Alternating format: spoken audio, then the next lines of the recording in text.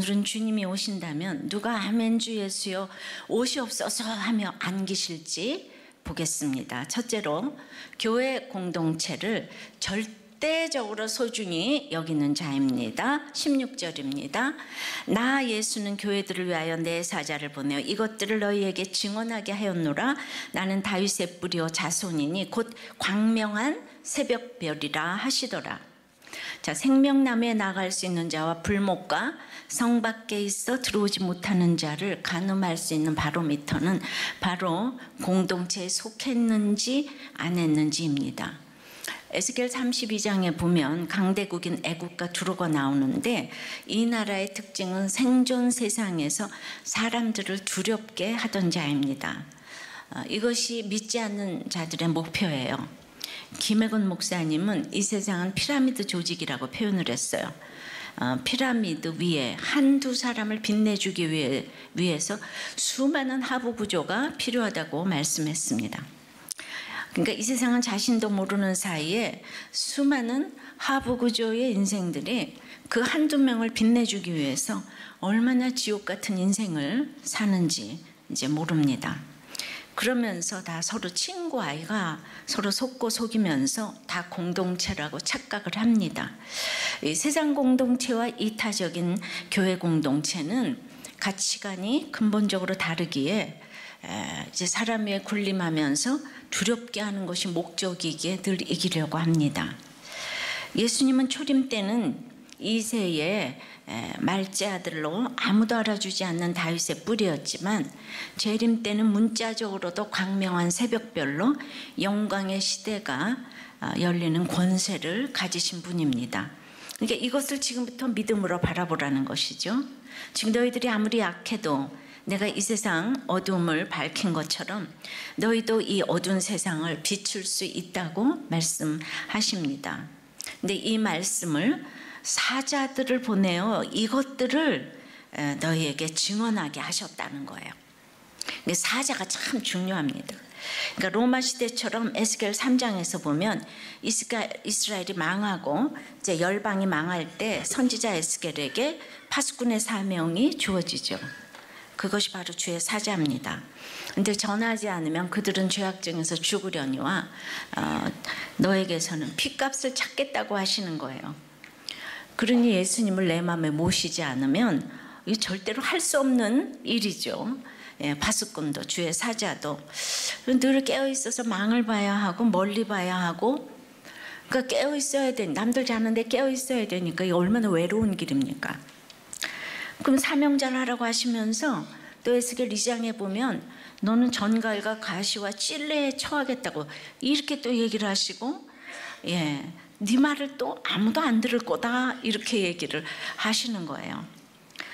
그러니까 파수꾼은 이제 다른 사람 망봐줘야 되잖아요. 잘 자도록 해줘야 되고, 그러니까 또 아픔을 들어주면서 못 자겠다고 하면 자기도 못 자면서, 그러면서도 근데 자기의 악을 보지 않으면 옳고 그름으로 이 길을 갈 수가 없어요.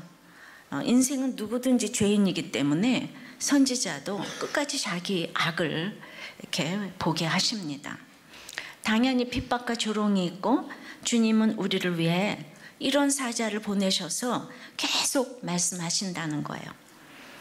계시록에는 재앙의 메시지만 담겨 있지 않아요. 주님의 무한하신 사랑의 메시지가 이제 이렇게 녹아져 있습니다. 그 사자를 통해서 나는 처음과 마지막이라고, 알파 오메가라고 계속 재앙과 사랑의 메시지를 지금 이제 증언하신다는 거예요. 바로 이것이 구원의 노래고 새 노래고 자기 죄를 보는 노래입니다.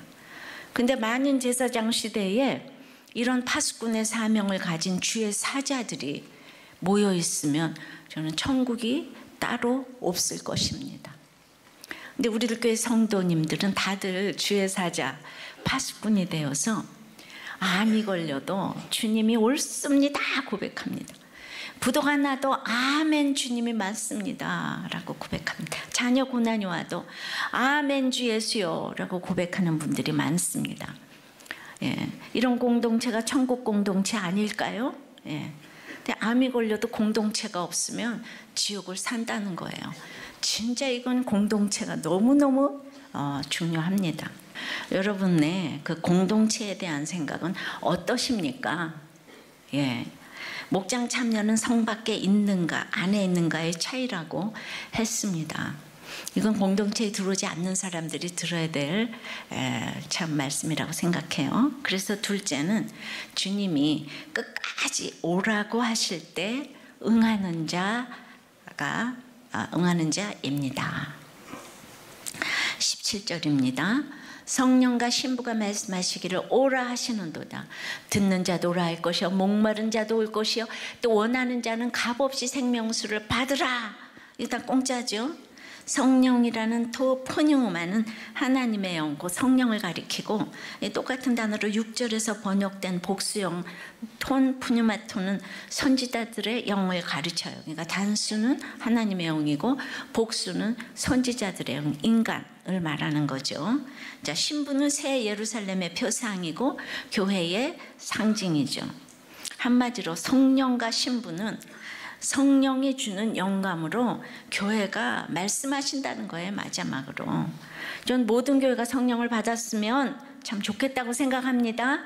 그래서 미국에서 성령 받지 않고 목사하라면 가장 욕이라는 말이 바로 이 말이에요.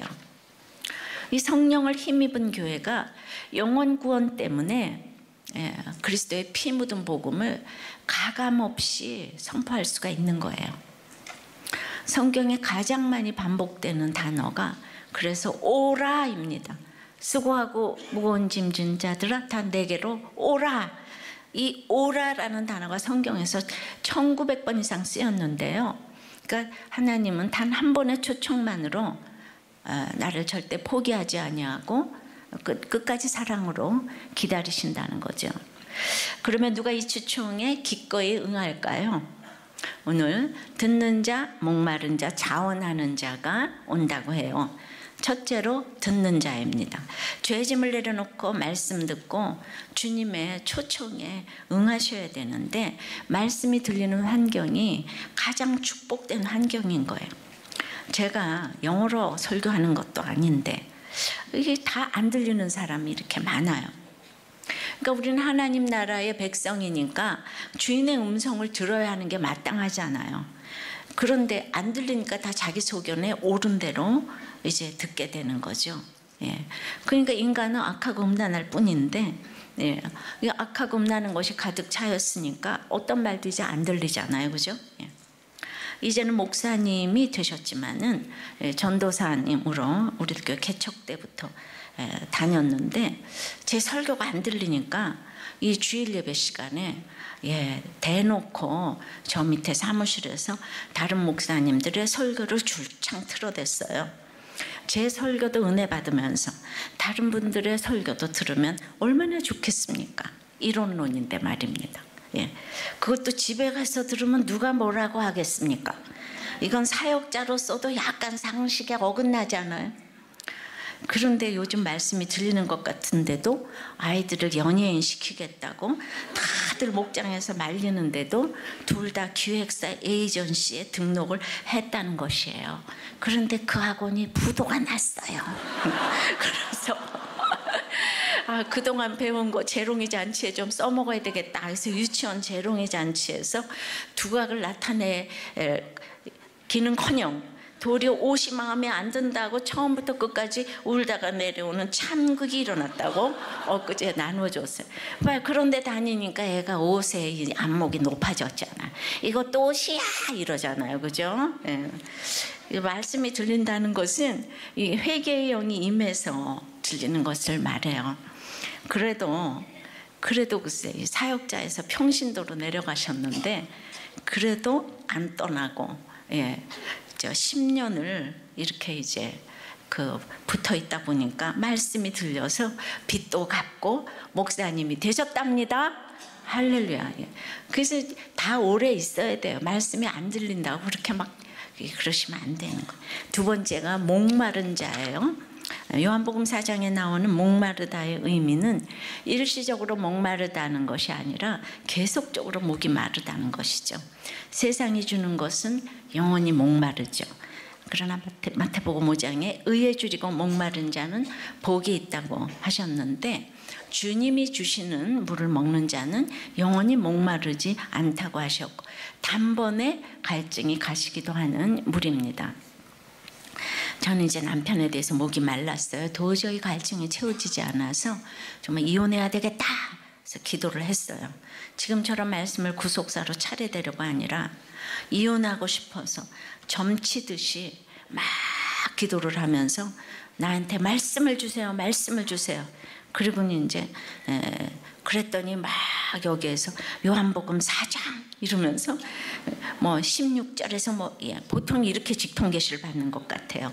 그래서 성경을 딱 폈더니 그게 이제 4장 16절에서 18절 말씀인 거예요. 네가 남편이 5이 있는데 지금 있는 자도 네 남편이 아니다 이러시잖아요. 가슴이 떨리고 기분이 딱 나쁘잖아요. 그러니까 네가 이혼하고 재혼한다고 해도 너는 남편이 없다 이런 소리로 들리잖아요. 그러니까 구속사도 모르면서 성경을 색연필로 색색까지로 줄을 치면서 제가 막 읽은 티를 내고 읽을 때였거든요. 막 그냥 파란, 초록색, 빨간색 이렇게 하면서. 그런데 그럼에도 택자였기 때문에 그 구절이 기분이 참 나빴다고 생각이 돼요. 근데 말씀이 지날수록 정말 옳은 말씀인 거예요. 그러니까 어릴 때부터 피아노를 쳐도 대학에 붙어도 잠시 기쁠 뿐 만족이 없었어요. 그리고 너무 여러 가지 좋은 조건을 갖춘 남편을 만났지만 결혼 생활에서도 만족이 없었죠. 그렇다고 그 남편이 아닌 다른 남편을 만나도 제게 만족이 있었을 것 같지 않아요. 자, 돈 없는 남편 때문에 돈 있는 남편 만나고, 강팍한 남편 싫어서 부드러운 사람 만나고, 용모가 싫어서 있는 사람 만나고, 그렇다고 만족이 생기겠습니까? 정말 택자라면 만족이 없는 게 정상입니다. 택자이기 때문에 이 세상 삶에 곤고함이 있는 거예요. 택자는 무엇을 해도 곤고함이 있어요. 신랑 되신 예수님이 아니면 만족이 없죠.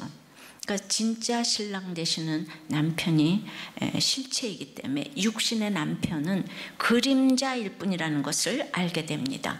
그러므로 이혼한다고 해결되는 게 아니에요.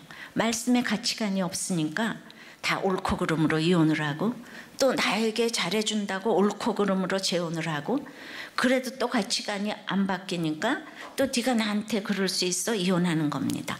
불행한 나와 불행한 너가 만나서 돕고 살자 하지만 그래봤자 불행한 사람들끼리 모였는데 불행한 우리밖에 더 되겠습니까? 다들 그래. 불행한 우리끼리 상처를 보듬고 살자. 그딴 소리에서 오시면 안 돼요. 영생의 물을 마신 성숙한 나와 너가 만나야 목마르지 않은 행복한 우리가 됩니다. 그래서 이 신결혼이 너무 중요한 거죠. 그래서 제가 여러 가지 육적인 생각으로 저도 남편을 떠날 수도 있었겠지만은 그림자인 육신의 남편에게 끝까지 순종할 수 있었던 것은 진짜 실체인 예수님 남편을 만났기 때문입니다. 자, 외국에서 어떤 예쁜 자매가 돈에 팔려간 것처럼 누가 봐도 너무 못생긴 의사 남편과 결혼을 했습니다. 그런데 양쪽의 명색이 믿음의 집안끼리이기 때문에 거절할 명분이 없었다는 거예요. 근데 유명 의과대학에서 환자들이 동양 사람에게 진료를 못 받겠다고 백인 환자들이 이제 문제를 제기하는 과정에서 남편이 그 일을 극복하는 정도가 아니고 주 안에서 너무도 잘 통과하는 모습을 보고 과연 믿음이 최고구나 하고 너무 반했다는 거예요. 할렐루야. 바로 이것이에요. 생각해 보니까 저희 시아버님이 결혼 때 이 종로에 성서공회에 가가지고 예단에 넣을 성경책을 저보고 고르라고 하셨어요. 근데 제가 제일 큰 성경책을 골랐어요. 그랬더니 이 조그만 거 고를 줄 알았는데 이 아래 믿음이 있구나 하시면서 그리고 참 질고하겠다. 그러니까 이제 근면하고 허황되지 않겠다고 이제 하셨다는 말씀을 이제 들었어요. 그때 제가 무슨 믿음이 있었겠습니까? 그런데 저절로 큰 성경이 골라졌어요. 천국에서 저희 아버님이 내가 며느리 하나 잘 골랐다고 생각한 것이 맞았구나 그러실 것 같아요. 제가 좀 믿음이 있잖아요, 진짜. 그죠? 이 아래 믿음이 있구나. 이거 맞았잖아요. 그죠? 제가 너무 이 결혼 생활이 힘들었지만은 겉으로라도 이 믿음의 집안끼리 한 것은 헛되지 않은 것 같다는 이 생각을 합니다. 사마리아 여인도 여러 가지 용모도 갖췄으니까 남편을 5이나 바꿨을 거예요. 엘리자베스 테일러도 그 아름다운 용모로 결혼을 7번이나 했잖아요. 그러니까 여기서 우리가 바꿔서 띵크를 해보시자고요. 여러분이 이혼하고 싶은데 용모가 안 된다. 이게 너무 감사할 조건이에요. 예. 여자만 그렇습니까? 남자들도 돈 있고 외모 갖추면요, 그냥 이혼해도 그냥 줄줄이 남자가 여자가 기다리고 있잖아요. 그죠? 그러니까 돈도 없고 용모도 없어서 그런 유혹에서 피할 수 있으니 얼마나 감사한 거예요. 결혼 잘하겠다고 막 이거 다 뜯어고치고 이러면 팔자가 변해서 진짜 십자가를 지는 수가 있거든요. 그러니까 정말 하나님이 주신 원판대로 이렇게 사시기를 주님의 이름으로 이렇게 축원을 합니다. 예. 그렇게 뭐 조금 잘 먹고 잘 살겠다고 이혼 재혼, 예, 정말 가정을 지키는 것이 최고의 혼수예단이라고 한 말은 정말 맞는 얘기 같아요. 그러니까 이렇게 이제 주님을 만나게 되니까 요한복음 4장 23절에서 보면 아버지께 참되게 예배하는 자들을 영과 진리로 예배할 때가 오나니 곧 이때라. 아버지께서는 자기에게 이렇게 예배하는 자들을 찾으시느니라. 하나님은 영이시니 예배하는 자가 영과 진리로 예배할지니라. 우리 교회에서도 이 말씀을 예배 시작 때 선포합니다. 오늘날 전 세계 교회에서 울려 퍼지는 너무나도 이 유명한 말씀은 세례 요한도 아니고 12제자도 아니고 바로 이 죄 많은 사마리아 여인에게 이 말씀을 이렇게 주신 거예요. 예. 그러니까 여자가 28절부터 물동이를 버려두고 동네로 들어가서 사람들에게 이르되 내가 행한 모든 일을 내게 말한 사람을 와서 보라. 오라 이는 그리스도가 아니냐 하니 그들이 동네에서 나와 예수께로 오더라. 그렇게 높여진 자답게 물동이를 버리고 달려가죠. 지금까지 육신의 목마름을 해결해 주던 물동이 돈 직업 다 놓고 주님을 전하러 갔어요. 사람들의 눈을 피해서 정오의 떼약볕에 물을 길러와야 했던 폐쇄적인 삶을 살던 여자가 이제 부끄러움 없이 공동체를 향해서 자기의 삶을 오픈하기 시작한 것이죠. 예. 그러니까 지금 이렇게 12제자도 아닌 사마리아 여인에게 예배의 말씀을 주셨어요. 이거 너무 놀라운 얘기예요. 내가 그다. 여긴 예수님이 이 사마리아 여자에게 내가 바로 그로라. 이게 굉장한 얘기를 사마리아 여인한테 했는데 우리도 환난당하고 빚지고 온토한 자들이 우리들 꽤 모였기 때문에 이 사마리아 여인처럼의 이 목마름이 있는 거예요. 그래서 예배가 살아있어요. 우리가 늘 이렇게 정말 치유가 되고, 그러니까 우리가 다 물동이 이거 다 버려두고 이렇게 목장에서 사람을 살리게 되는 것입니다. 적용해 보세요. 당장 육신의 목마름 때문에 아직도 놓지 못하는 어정쩡한 삶은 무엇입니까? 여러분, 주님에게 목말라야 합니다. 세 번째는 자원하는 자입니다. 누가 또 이 초청에 올 수 있을까요? 원하는 자죠. 억지로는 안 됩니다. 구원을 위한 자발적인 마음이 있어야 돼요. 여호수아 24장 15절 보면 만일 여호와를 섬기는 것이 너에게 좋지 않게 보이거든 너희 조상들이 강 저쪽에서 섬기던 신들이든지 또는 너희가 거주하는 땅에 있는 아모리 족속의 신들이든지 너희가 섬길 자를 오늘 택하라. 오직 나와 내 집은 여호와를 섬기겠노라 하니, 그 16절에 백성이 대답하여 이르되 우리가 결단코 여호와를 버리고 다른 신들을 섬기기를 하지 아니하오리니. 그러니까 여호수아가요, 우리가 예수 믿게 할 때 조상신도 섬기고 뭐 돈신 뭐 마약 뭐 이것 때문에 내가 못 믿는다고 하면 지금까지 그렇게 보고도 이 간증을 듣고 여호수아의 그렇게 수많은 전쟁의 승리의 간증들이 있잖아요. 우리들 교회도 수많은 간증들을 하는데 이제는 너희가 택하라. 네가 뭐라고 하든지 나는 여호와를 택하겠다. 너 맘대로 이제 마지막으로 이렇게 이렇게 하니까 지도자의 좌우남은 백성의 좌우남으로 흘러내려가는 거죠. 그래서 항상 지도자의 적용이 제일 중요한 것 같아요. 그래서 목자의 적용이 중요하고 마을, 초원, 평원, 목사 이 담임 목사의 적용이 제일 중요한 것이. 제가 날마다 저 한 사람 서 있게 해달라는 것은 빈말이 아닌 거예요. 이게 흘러서 이렇게 내려가니까 제가 큐티를 날마다 하니까 여러분들도 날마다 하지 않아요? 하지 않습니까? 아닌가요? 큐티 날마다 하지요? 제가 하지 않으면 여러분들이 안 하죠. 날마다 이제. 그리고 제가 하라고만 하면 하겠습니까? 제가 해야지. 그러니까 참 이렇게 자원하는 데는 참 지도자의 본이 중요하다는 생각이 들어요. 자, 이 세 가지를 중에서 적용해 보세요. 여러분들은 이렇게 말씀을 듣는 자입니까? 말씀에 목마른 자입니까? 그래서 모든 것에 자원하는 자입니까? 오라고 할 때 그렇게 해서 이제 초청에 응하는 자입니까? 아닙니까? 세 번째는 이 예언의 말씀을 가감하지 않는 자인 거예요. 18절, 19절입니다. 내가 이 두루마리의 예언의 말씀을 듣는 모든 사람에게 증언하노니 만일 누구든지 이것들 외에 더하면 하나님이 두루마리에 기록된 재앙들을 그에게 더하실 것이요 만일 누구든지 이 두루마리의 예언의 말씀에서 제하여 버리면 하나님이 이 두루마리에 기록된 생명나무와 및 거룩한 성의 참여함을 제하여 버리시리라. 창세기 2장 17절에는 선악을 알게 하는 나무의 열매는 먹지 말라 네가 먹는 날에는 반드시 죽으리라 하시니라 했는데 하와가 이 말씀에 먹지도 말고 만지지도 말라라고 첨가를 했어요. 또 네가 먹는 날에는 반드시 죽으리라 했는데 죽을까 하노라로 바꿨어요. 그리고 너희가 그것을 먹는 날에는 너희 눈이 밝아져서 하나님과 같이 되리라 이런 말을 이제 전해줬어요. 가감해서 인간이 신이 될 수 있다는 거죠. 이거는 어디서도 들을 수 없는 놀라운 소식이고 기쁜 소식 아니겠습니까? 인간이 신이 된다니까. 그래서 이단들이 이렇게 복음을 전해요. 오늘날 전 세계적으로 유행하고 있는 뉴 에이지 사상이 이제 포스트 모더니즘이죠. 바로 인간이 신이 될 수 있다는 거예요. 말씀 외에 더하는 거예요. 가감하는 거예요. 성공 복음에 도취되어 자기 악함과 죄에 대해서 전혀 생각하지 않고 기도만 하면 공부도 잘하고 결혼도 잘하고 뭐든지 잘한다는 거예요. 내가 원하면 마인드 컨트롤을 해서 다 되는 거야 합니다. 자유주의 신학도 문제지만 근본주의, 경건주의, 율법주의, 또 말씀의 의미를 다 훼손하고 가감했어요.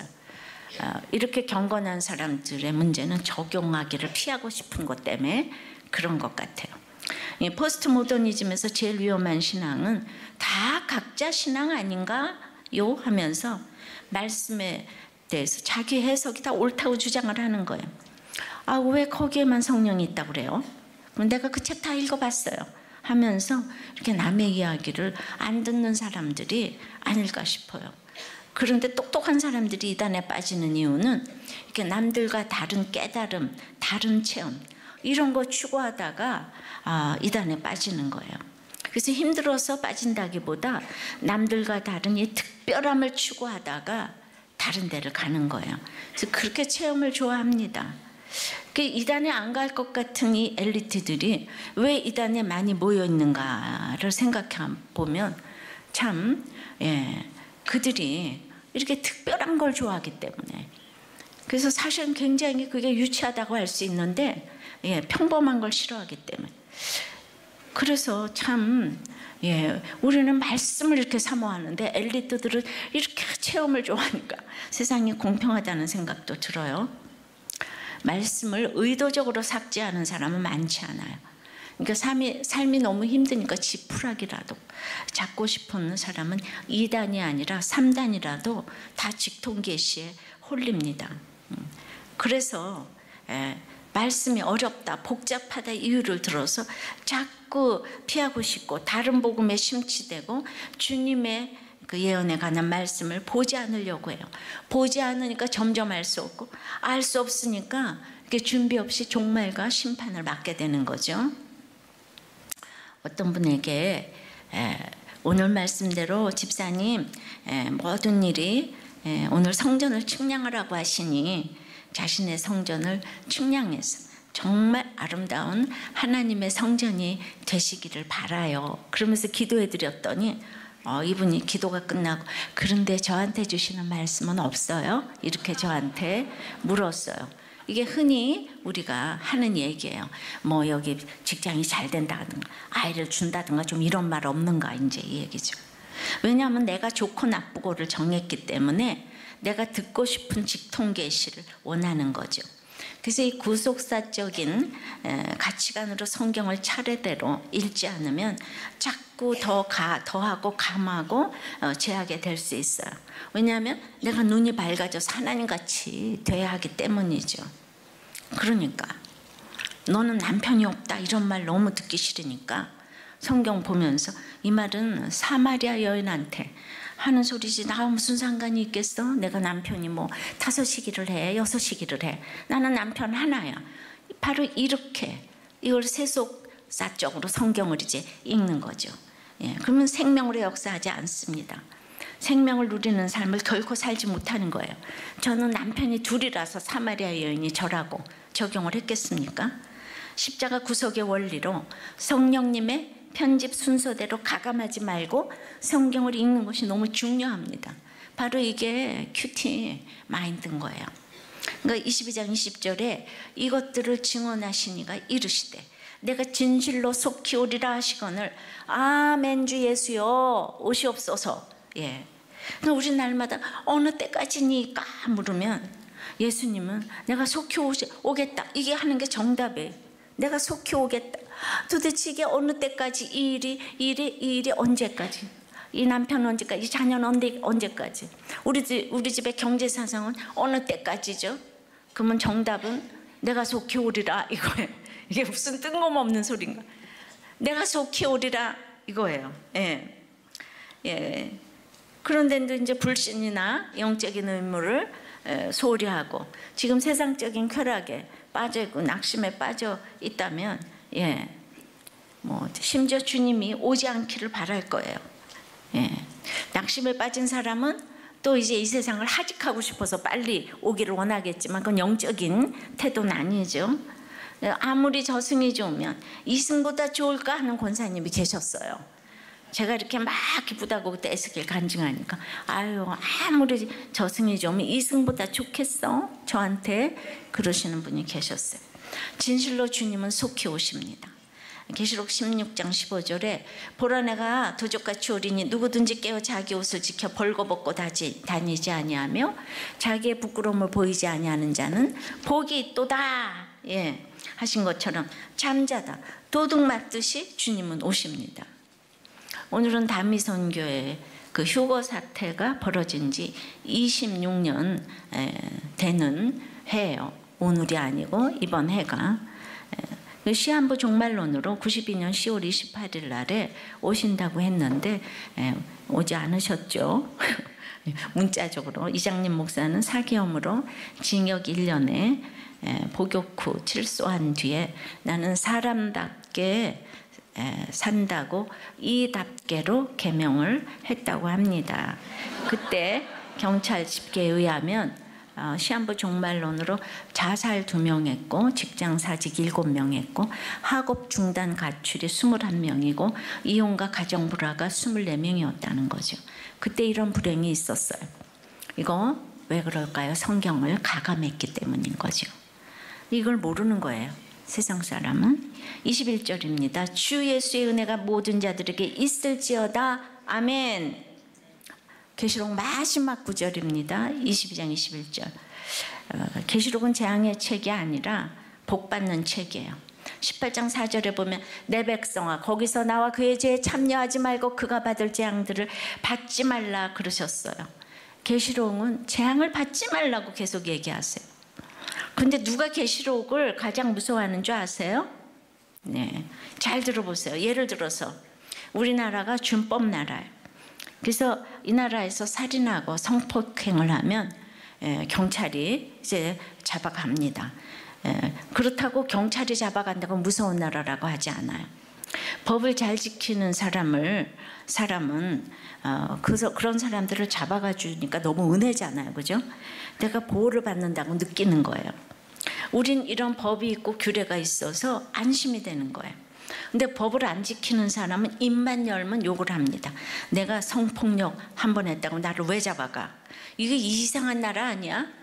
나를 왜 나를 뭐 랄랄랄라 돈 한 번 훔쳤다고 나를 왜 잡아가? 내가 굶으니까 훔치는 것도 당연한 거지. 이 나라는 부자들은 다 어디로 가야 되고 뭐 이러면서 이러잖아요.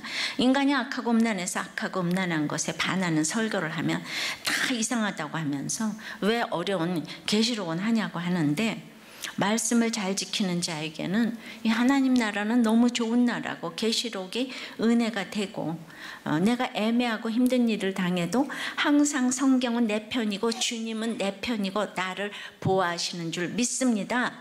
나의 사랑하는 책입니다. 규례가 될 수 있는 것입니다. 근데 내가 천국 시민으로 살지 않기 때문에 두렵고 부러운 게 많아요.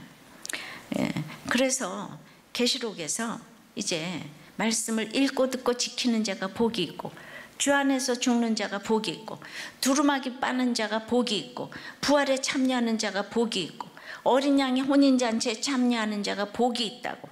이 복 이야기까지는 하는데 그 다음에 하늘의 복은 싫고 이 땅의 복만 좋으니까 하늘의 복이 싫으면 여기서 말한 재앙이 다 너한테 임한다고 교묘하게 말씀을 또 가감하는 거예요.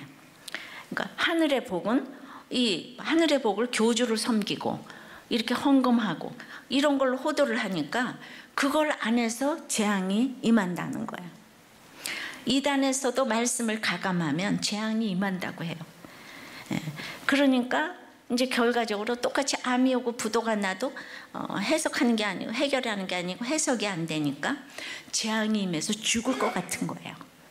여러분들이 교회를 다녀도 내가 이단에 안 가도 이단에 속한 믿음을 가지고 있으면 다 죽을 것 같은 거예요. 천국 백성으로 잘 살았다면 천국이 기다려지고 말씀이 두렵지 않고 주님이 기다려지는 거예요. 그러니까 계시록의 결론은 날마다 오늘이 마지막이라고 생각하고 살라는 거예요. 내일 주님이 오시면 아멘 주 예수여 오시옵소서, 이렇게 하실 수 있습니까?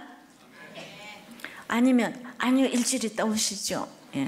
제가 준비가 안 됐는데 아니 이왕 유예기간을 주시려면은 한 달 아니 1년 이러면서 당황하고 난리치고 또 어떤 사람은 자포자기 하는데 이러지 마시고 우리는 오늘이라도 주님 오실 때 아멘 주 예수여 오시옵소서 하시겠습니까? 진짜요? 네.